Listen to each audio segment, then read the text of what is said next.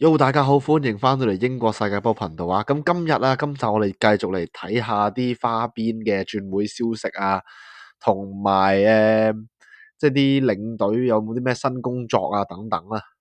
最後亦都睇到一篇報道，好有趣嘅，就講車路士嘅防守中場卡斯道啊。咁啊，呢個球員之前一直都講咗佢好耐啊，就覺得佢非常犀利啊。咁呢篇報道亦都係有更詳細嘅分析嘅，咁啊一齊嚟睇下。咁喺條片開始之前咧，都係嗰句，如果中意嘅咧，就記住撳個 like 同埋訂閱我哋，分享出俾更多人睇到。你嘅支持就係我嘅動力，多謝你哋。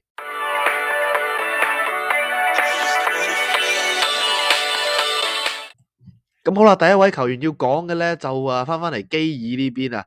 咁啊，根據領隊加斯拿透露啊，水晶宮基爾咧已經同球會講咗唔會續約噶啦，明年就一定會離隊啦。咁現年25歲嘅呢位球員咧，咁合同係去到6月30號到期嘅。咁啊，1月嘅時候佢就可以免費轉會噶啦。咁其實佢夏天原本會以3500萬鎊嘅價錢加盟利物浦啦，但係單交易喺轉會死線日告吹啊。咁原因就係因為揾唔到替代人選啊。咁加斯拿就要挾，如果佢走嘅話，我就辭職。咁啊，但係奧地利教頭啊，加斯拿星期五就透露啊，基爾一定走硬噶啦。咁意味住佢會係喺水晶宮今季最後一季啦。咁加斯拿同記者講啊，球會本身就想佢留低嘅，亦都有向佢提供新嘅合同啦。但係佢就話唔啦，我想試下唔同嘅嘢啊。咁呢個好正常嘅啫，對我哋嚟講啊，而家要諗點樣處理呢個情況，點樣行下一步最好啊。咁雖然基爾就同利物浦行得好埋啦，咁但係因為佢而家可以即係免簽去其他球會啊，咁其實咧就同好多唔同嘅頂級球會都係有傳緊噶啦，咁例如曼城啊、皇馬、巴塞同埋拜仁慕尼黑啊。咁跟住加斯拿，既然即係上季都講到咁樣啦，基爾唔喺度佢就辭職，咁所以佢都有講到自己嘅前途嘅，咁就話因為佢嘅合同都係喺出年夏天到期啦，咁佢就自己透露佢同主席帕利殊咧定期有見面嘅，決定續約之前啊，要先確立大家係咪有共同嘅願景啊。咁加斯拿自己就話佢星期日翻嚟嘅時候啊，下晝啊喺 NFL 嘅比賽度見到史提夫。即係阿帕利樹啦，咁佢哋傾過偈。星期二晚我同佢食咗晚飯，又傾過，咁跟住佢基本上日日都見面咁滯噶啦。咁啊就話水晶宮係想要成功嘅，咁係即係呢個係佢嘅唯一要求啦。咁只要主席有心支持佢，即係有大志，而唔係話去即係甘於留喺聯賽中游嘅話咧，咁佢就冇問題嘅。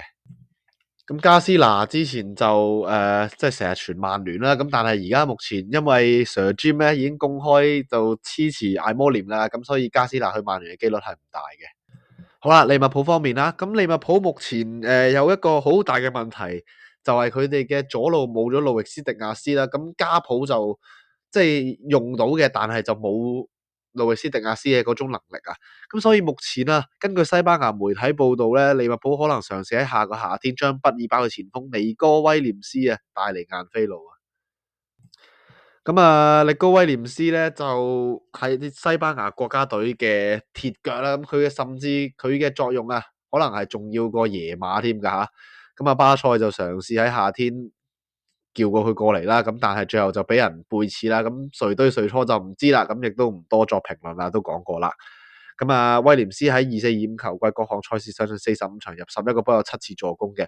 咁目前開局表現都唔錯啦。咁但係我冇乜留意啊。咁啊，呢位新星嘅違約金啊，大約係9000萬歐元嘅。咁利物浦輕輕鬆鬆啦，9000萬。不過又係另一個問題啦，目前利物浦已經簽咗好多新人啦。咁啊，佢哋見到暫時個磨合狀態都唔係話特別好嘅，尤其是係韋斯啊、伊薩克等等啦。咁仲需要啲時間嘅。咁你突然又抌多個威廉斯過嚟，其實係唔係真係最好咧？咁啊〜唔知啦，都係傳言謠言嚟嘅啫。我哋自己討論下，即係有咩意見，歡迎喺下邊留言話俾我知，你對呢單潛在嘅交易點睇啊？好啦，咁繼續睇轉會消息。咁今次講到嚟西甲方面，咁啊巴塞一直都係揾緊前鋒啦。咁之前都有講過好多位人選嘅，咁包括哈利簡尼等等啦。咁而家就傳祖雲達斯嘅前鋒華拉學域咧，咁啊同巴塞係傳緊緋聞噶。咁華拉荷維呢個前鋒其實即係又後生啦，25歲咁，而且能力都唔錯嘅，而且夠高啦。咁上陣8次已經入咗4個波噶啦。咁但係祖雲達斯一直都話想賣嘅。咁巴塞其實用唔用得着佢咧？我覺得呢個真係難講嘅，因為其實好似福仔咁樣，其實個個去巴塞之前都冇人睇好佢嘅，但係費力克一樣都係將佢調教成為一位對佢陣營成個球隊非常之好用嘅球員啦。咁所以如果平平地可以買到華拉荷域嘅話，其實對巴塞嚟講都係一個唔錯嘅選擇嚟嘅。始終巴塞而家冇錢啊嘛。咁巴塞除咗揾佢哋嘅前鋒替補人選之外咧，亦都有繼續睇啲新星啦，睇下啲潛力嘅新秀啦，都係繼續買呢個六合彩啦。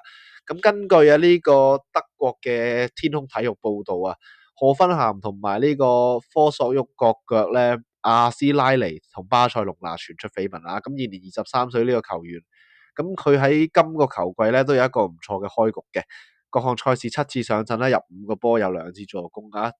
咁同華拉荷域一樣啦，據報阿斯拉尼都係被視為巴塞年紀漸長嘅利雲道夫斯基潛在替代人選啊。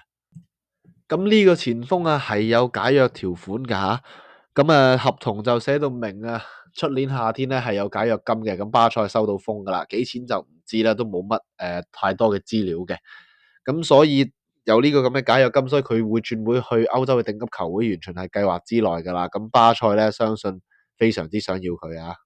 好啦，講完巴塞都嚟講下皇馬啦。咁皇馬嘅小妖攻殺路加西亞咧，都引嚟咗好多嘅興趣啊。咁馬卡報就報道啦，皇家馬德里正為1月轉會窗開解後咧，可能會收到對加西亞嘅報價，做緊準備噶。咁目前呢位前鋒21歲啦，咁目前已經係上陣咗5場西甲嘅，雖然未有開齋入波或者助攻啦，但係啊，佢絕對係西班牙足球界最令人期待嘅新星之一啊。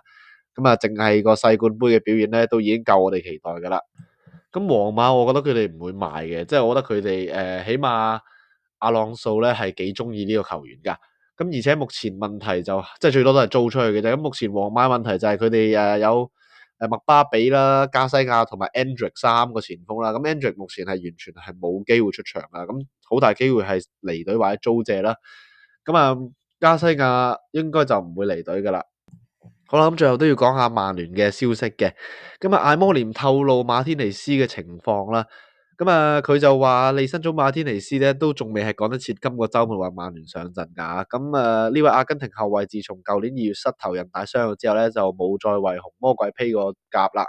咁不過而家已經係接近復出嘅。咁但係阿摩廉同時都唔確認呢個馬沙奧維夠唔夠狀態出場啦。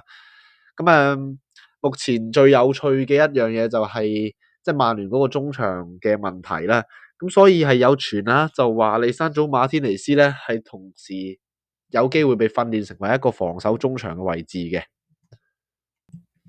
好啦，咁啊講翻教練消息啦，咁都係有關曼聯嘅。咁呢個消息純粹就係少少花邊啦，即係唔係話唔使信嘅，得個聽字嘅。咁我照講啦。咁啊呢個文仙尼啊就全有望接手曼聯啦。呢個每日郵報就報道啊，文仙尼好自信啦，咁就話係接替艾摩廉執教曼聯嘅候選人之一嘅。咁啊佢就係前曼城嘅主帥啦。咁據講啊，同部分即係呢個同 Sir Jim 咧就有聯繫嘅。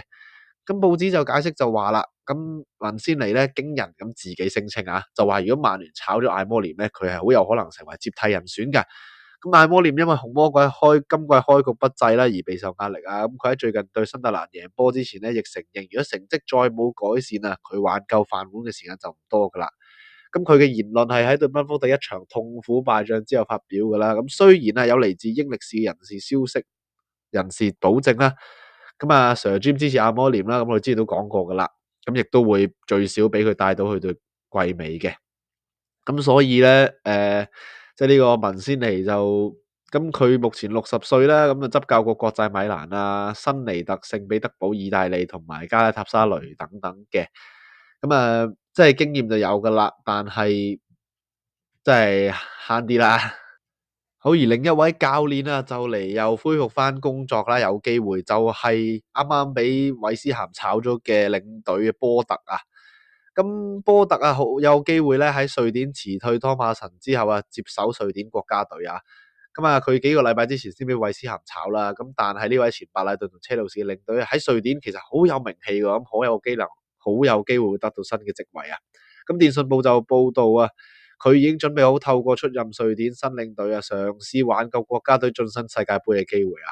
咁接近瑞典足總嘅消息人士就向電訊報體育確認啊，波特就緊執教兩場比賽同可能嘅世界盃附加賽合約最後細節啦。咁意味住啊，佢俾人炒咗唔夠一個月，好快又有公開啦。咁波特呢個教練點講好呢？即係對佢嘅評價都好一言難盡嘅，即係你帶隊都帶幾隊都帶得唔好，成日俾人炒咁樣。但係瑞典國家隊你可以力挽狂瀾到幾多呢？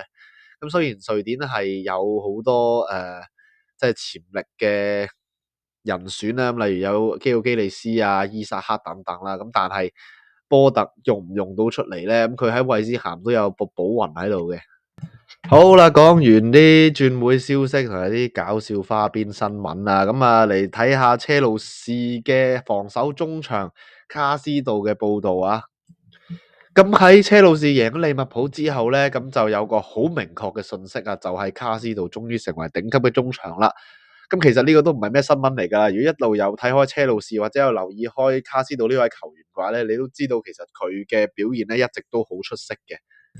咁佢對利物浦呢場波啦，咁佢成功搶斷5次啦，完成咗2次嘅鏟截啊，仲射入咗一球，世界波為球隊先開紀錄啊，又攻得又守得啦。咁諷刺嘅係咧，其實卡斯道開波踢得幾慢熱㗎，咁有幾下鏟人咧失咗手嘅，咁啲傳波有啲失準啦，咁但係都係好快調整翻到啦。咁啊，喺我哋講下佢場波即係俾人嘅觀感同表現之前，我哋睇下啲數據先啦。咁啊，呢度有一張佢嘅對利物浦嘅防守活動圖啦。咁其實佢嘅貢獻非常多啦，而且都有好多關鍵嘅攔截啦，即係好多喺禁區前面嘅活動嘅。咁再睇翻車路士季初對富咸2-0贏嗰場波嘅數據圖啦，你會見到啊，佢嘅防守參與度係更加高嘅。咁佢呢個防守能力已經係常態嚟㗎啦。即係甚至比利物浦嗰場波更加誇張啦！好多時個波喺佢嘅防守範圍過自己啱啱過自己半場咧，就成功俾佢截翻㗎啦。咁贏波後啊，車路士嘅隊長列斯占士都話：我唔肯定係咪所有人都明佢有幾勁啊！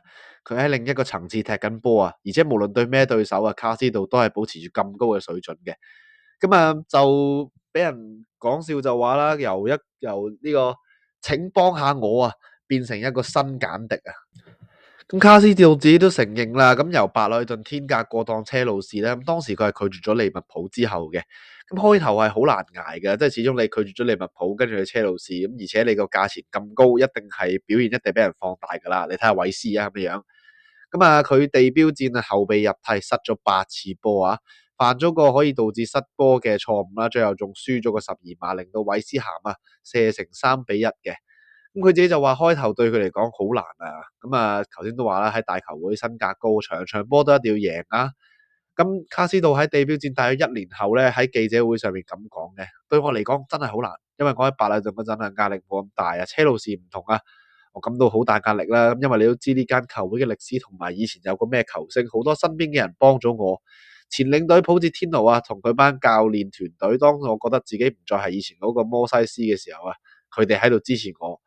咁我問佢哋啊，請幫下我啦，因為我想展示自己嘅素質同踢法。佢哋一直支持我，我仲有球會以外嘅人幫咗我好多啦，咁幫我釋放啲心理壓力嘅。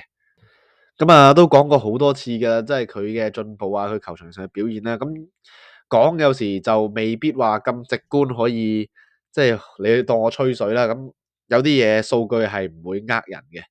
咁啊，卡斯道喺23-24嘅英超啦，直至新年之前咧。咁佢嘅唔同嘅數據同排行啦，咁我擺咗個列表喺度啦。咁你可以見到啊，佢嘅傳球成功率咧，由即係新年23-24球季新年前同新年後啊，係升咗一大截㗎。